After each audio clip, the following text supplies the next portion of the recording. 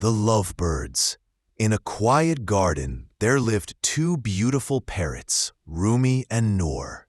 They spent every morning singing together and every evening watching the sunset from their favorite tree branch.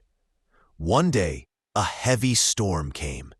The wind was so strong that Noor got blown away.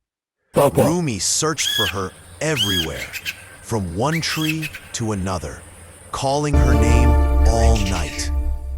Days passed, but Rumi never stopped waiting. Every sunrise, he sat on that same branch, hoping Noor would come back. Months later, one morning, he heard a soft chirp. Noor had returned. They sang again, louder than ever, because true love always finds its way back.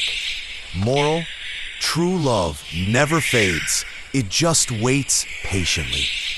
Dear viewers, we work very hard to create content that not only entertains you, but also teaches something valuable. Our videos are made for viewers of all ages, with great effort and dedication from our entire team every single day. We hope you will subscribe, like, comment, and share our channel. Thank you for your love and support.